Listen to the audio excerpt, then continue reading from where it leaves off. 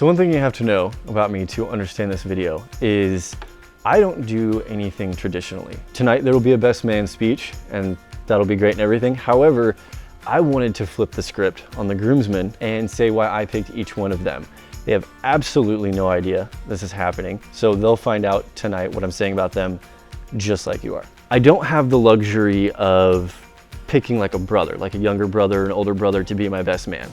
I have 8 great guys that there was no way I was gonna pick any one of these guys to be the best man, and I didn't want to decide the hierarchy, you know, behind the next 7 or 8 of them. So why not race for it? I gave them probably 9, 10 cars to pick from, and they got to do their homework on them and figure out which ones they wanted, and it was the best lap time, and that is the hierarchy of who gets to stand right next to me, and it's just fastest to slowest is basically how we did it. We'll start with Chris, because Chris is taller than me, and I don't really enjoy that. That's just really not my cup of tea. There's a quality I admire in him. The man never gets frazzled. I've never seen him lose his temper.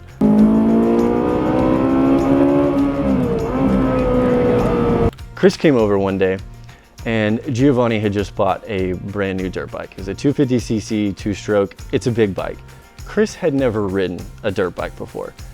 He also does not have a sense of fashion whatsoever. Chris shows up in shorts, flip-flops.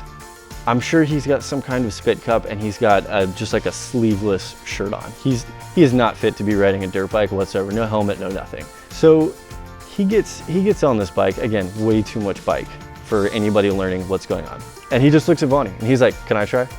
And so he hops on this bike. When you leave the house, you have to go down the driveway, hang a left. Chris immediately gets on the dirt bike, goes down the driveway, hangs a right. There's nothing but concrete down that way.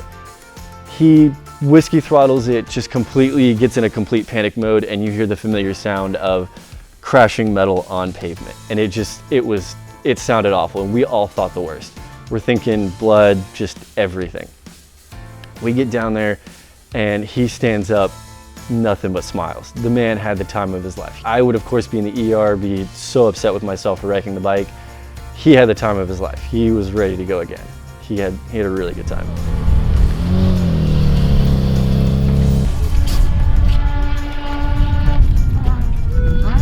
One of the other guys I picked would have to be Giovanni. And now back to power. Probably got the longest name ever. I'm not gonna say it here. He's Romanian. It takes forever to say it. Vonnie has been day one. Just first day I hit high school. That was the first guy I met. Probably 2001. We go back super far. He's one of my best friends. If any stories you want to know about him, I've got. Any stories you want to know about me, he's got. We've been through everything together. Tons of road trips, just literally any situation. And when that happens, you tend to play pranks on each other. Pretty elaborate pranks. And he got one with me pretty good. And it's probably, I don't know, 6 or 7 years ago. It was actually my mother's idea and she pulled him into it, but he went along with it. And Vonnie's not one to be much of an actor, but if he's really into it, he can pull it off. The night before this prank went down, I was out with a couple friends. I was underage, but I had borrowed my mom's car and we went to a liquor store. One of the guys who was of age went in, bought the cheapest plastic bottle of tequila. We were young, again. Returned my mom's car at the end of the night. We leave. Everybody goes to sleep, wake up the next morning. Vonnie happened to be working with my mom at the time at Lowe's. And I get a call probably, I don't know, 8:30, 9 o'clock in the morning. And he says, hey man, I was just driving to work and I saw your mom being arrested on the side of the road, and there was a clear plastic bottle on the trunk with some liquid in it. And I said, I have no idea what you're talking about. And then it hit me.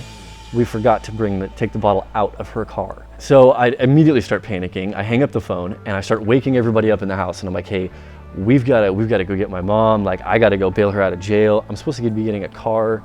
She's supposed to co-sign for me. She will never co-sign for me after this. Just having an absolute breakdown. I start waking up my friends and I'm like, hey, we did this. And they are, of course, no help whatsoever. They do not want to get involved. If you ever met my mother, you understand why. I call Vonnie back and I'm like, you need to own this right now. If you're joking with me, I'm not at all. This is not funny.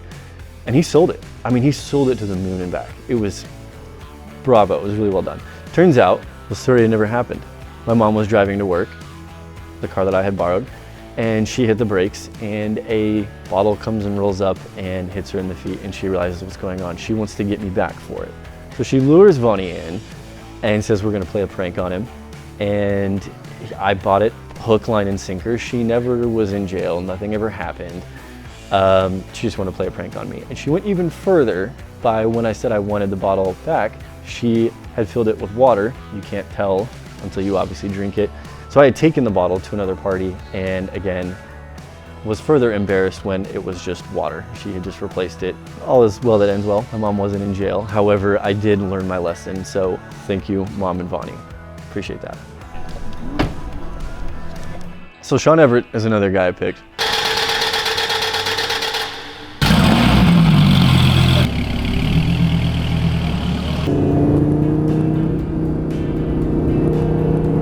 I admire Sean. He's a very big intellectual. We used to just meet randomly, you know, Friday, Saturday nights, just kind of hang out in the backyard, just smoking cigars, drinking Dos Equis, just literally like reinventing the wheel. We would always just try to solve the world's problems. And I remember one time, this is about a decade ago. This is about a decade, literally right before Skyler. So y'all just bear with me here for a second. It's about, it's probably like midsummer. And I'd had this crush on this girl. And there's a Bahama Bucks right next to my house. I asked the girl, hey, let's go get a snow cone. She says, cool, can my friend come along? I asked Sean, he comes too. We all go, we hang out, it's a great time. We're leaving and Sean gets in the car with me and he's like, oh dude, she's totally into you. And I was like, that's great that you seem really confident. We're like, what, how are you so confident? And he's like, she's laughing at everything you're throwing at her. I'm like, yeah, Sean, like what are you trying to say? He's like, dude, you're just not that funny. And it's that brutal honesty that I really enjoy about Sean. He was not afraid to tell me, you know, anything like that. Still think I'm hilarious. However, he definitely became a really good friend after that. He was not afraid to tell how it was.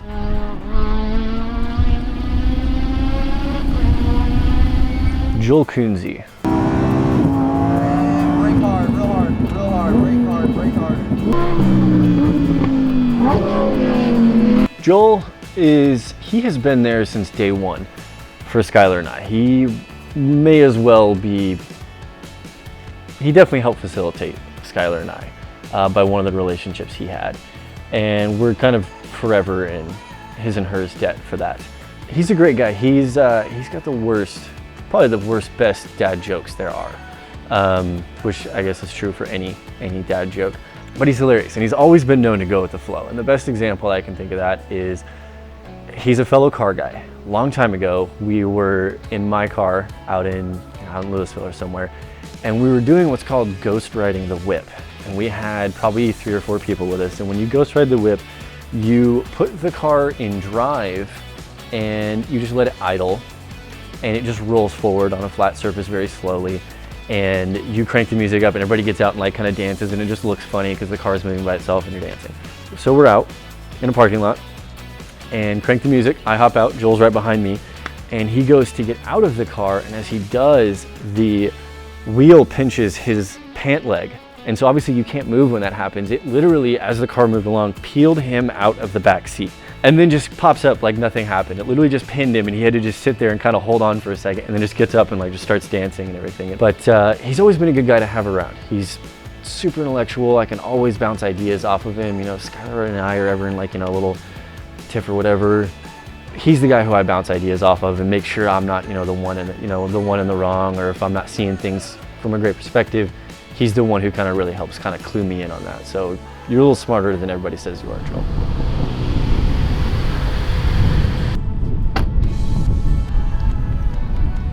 So another guy I picked is Brian Collins. He's a great guy, awesome dude. We usually have a pretty good time together, and I say usually because one thing I really admire about Brian is his ability to pick up literally anything the first time. The man cannot fail at anything.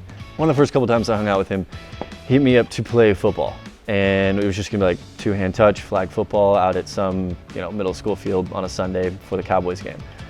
We go out there, and I've always considered myself rather fast, not Nothing too special, but rather fast. We line up on the football field, and I was like, I'm definitely gonna square off against this guy because we're probably pretty evenly matched. You know, I was just measuring myself way too high. About the third or fourth down, I was like, this is stupid. I don't even like football. I'm out of here. I'm done. I'm going home. So not only does he have a good sense of humor, but I'm rather jealous of his athletic ability. The dude can he can basically do about anything. He's the Randy Moss of the group. So another guy I picked would be Chris. CP, y'all can ask him what that means. I'm not saying it.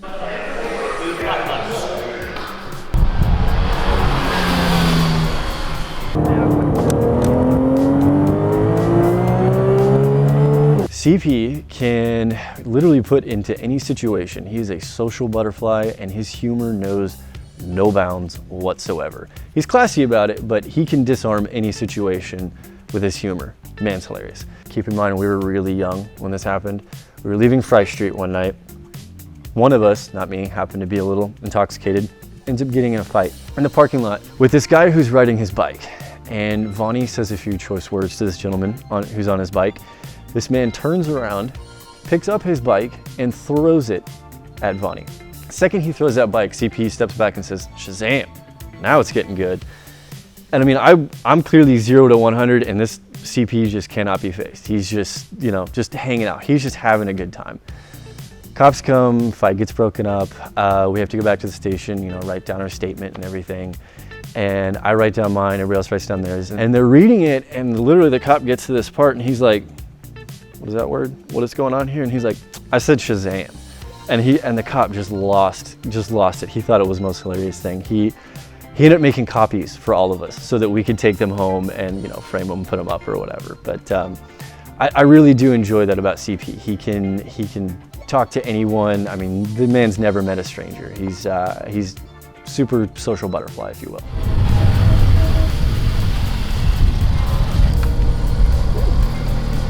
Tyler Pfaffenbach.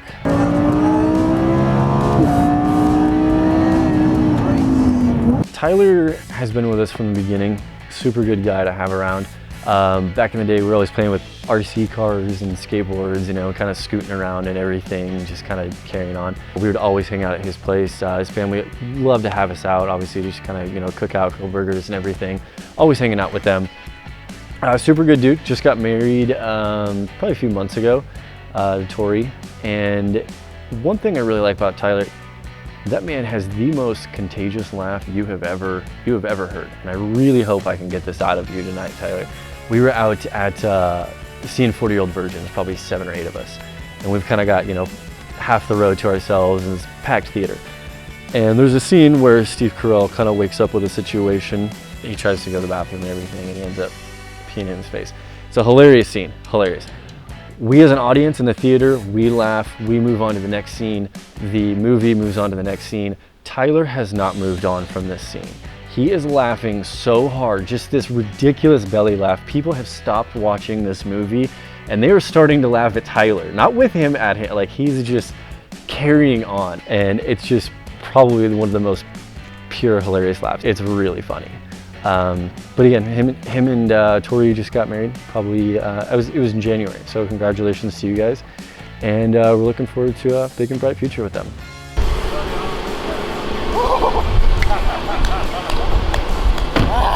So another guy is Jeff Hobson. Rolling behind him. Take your left. Get a little bit of gas all in to the right. Jeff has fabricated this illusion to other people, especially I remember we worked at MedTech together.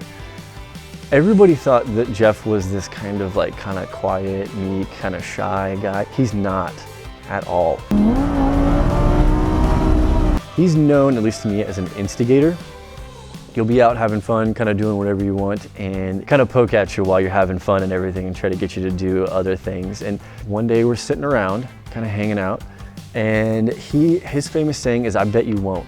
And the problem is, I will usually do whatever somebody bets I will not do it, just for the story, purely for the story. And he says, I bet you won't throw on a bikini and get on the back of Vonnie's bike and ride around with us. I said, I absolutely will. So I get dressed and everything, undressed, however you want to put it. It was probably the most ridiculous things because Sean had to tie the back of my bikini. He couldn't do it. He felt so uncomfortable with it. It was just it was a hilarious scene to see. I get on the back of Vonnie's bike and I realize once we start moving that I have zero control. They could parade me through Dallas. I can't get off this bike at this point. All because Jeff said I wouldn't do it. So I get paraded down into like Highland Village. It was definitely mistaken for a girl. I had really long hair at the time. So it was like coming out through the back of the helmet and everything. Ridiculous, all because Jeff had to say, I bet you won't. He's a great guy. I mean, one of the most financially stable. Like, I would not be where I'm at today in one of the most happy work environments without him. And whenever he said something, I was like, I'm on it.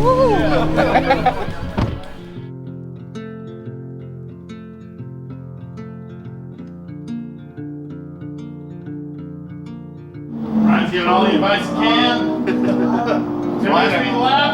Got it.